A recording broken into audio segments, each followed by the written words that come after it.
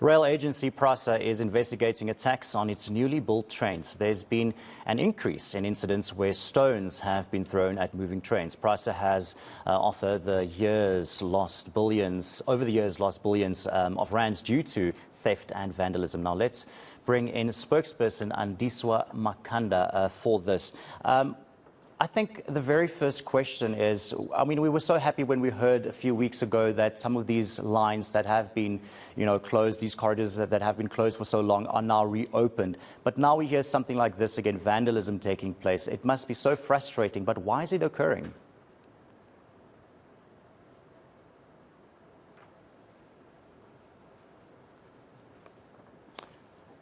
Andiswa, I don't know if you can hear me, but unfortunately, I think you might be muted. So please unmute yourself if you can. Afternoon, yes, I was muted. Thanks for the question. I think the problem is quite widespread across the globe also, where there's this tradition of stone pelting at moving trains, where people see it as a sport or a game. It's something that we've picked up at Prasa. I think we've also experienced this even with the yellow and grey trains, where young kids would throw stones at the moving trains as a recreational activity or as a sport. We are picking this up in the lines that we've recovered, that with the new trains, we are also experiencing the same incidents of stone pelting. Now, how can we deal with this? How will you deal with this specific issue? Because I know that, security has been ramped up at certain stations. But now stone throwing doesn't necessarily happen at a specific station. It might happen at any given area along the route. So how can you prevent this from happening? You're quite correct. A lot of the problem that we are facing is that the trains move around neighborhoods and houses. And our system, unlike in other countries, is not a closed system. It's a very open system. But for long term, we are looking at building concrete walls in the hotspot areas. But as an interim measure, we do have a task team. We do have people that have been deployed in these areas to do constant surveillance and monitoring. However, we're speaking of kilometers of open rail network where we cannot deploy a lot. We are also depending on SAPS, but we're also depending on communities to educate one another, to take a sense of collective ownership and responsibility of the trains, because those are not Prasa trains, but for the public.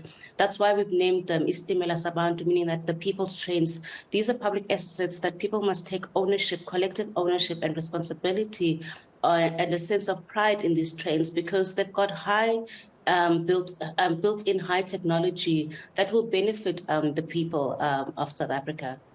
It's very true what you're saying, but it comes down to the community and the people, but not 100%, I would say, because, as a commuter using the trains, you would not necessarily be part of vandalizing the trains. So, it's easy to say, the community need to do more to help you as well and stop this from happening.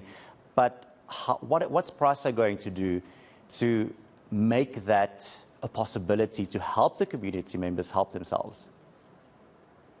Baron, we must never underestimate or undermine the power of communities in terms of safeguarding Prasa. For a long time, in many years, we have depended on communities to protect and safeguard even the stations from theft and vandalism. Because what we have done is that we interface and integrate a lot with communities in terms of stations protection. Because for communities, the Prasa provides them with job opportunities. And so if there's an attack on a station, communities know that this will be at their detriment. So they've always been very involved and proactive in safeguarding the stations. They are the ones who alert us when there's suspicious activity happening at stations, because they know that the stations they belong to them.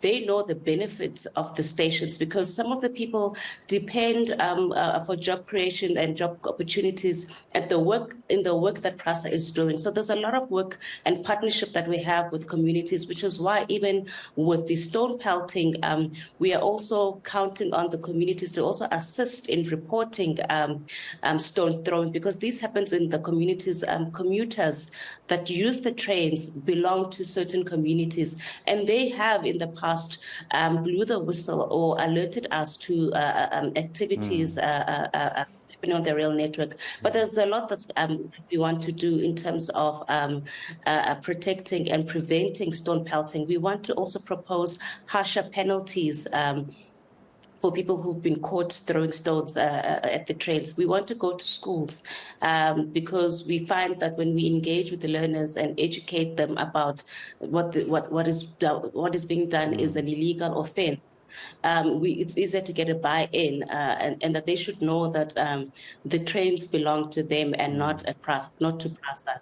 And just very, very shortly, have you been able to pinpoint some of those hotspots where this has been happening?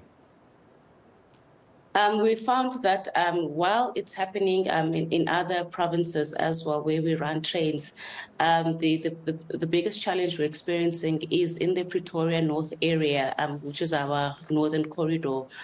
We found in areas such as Kopanong and Soshanguve, where a lot of the stone throwing is happening. So that's where we want to focus and zone in terms of our deployment and surveillance. And we are monitoring the situation.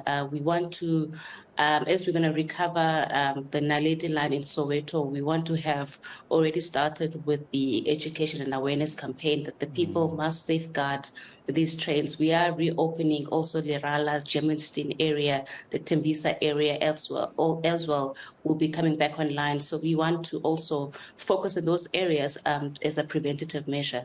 All right, thank you so much, Andiswa, for chatting to us about that. And hopefully you will be able to get these culprits under control. The stone throwing has been a huge problem, and hopefully Prasa will be able to deal with this issue. Prasa spokesperson Andiswa Makanda.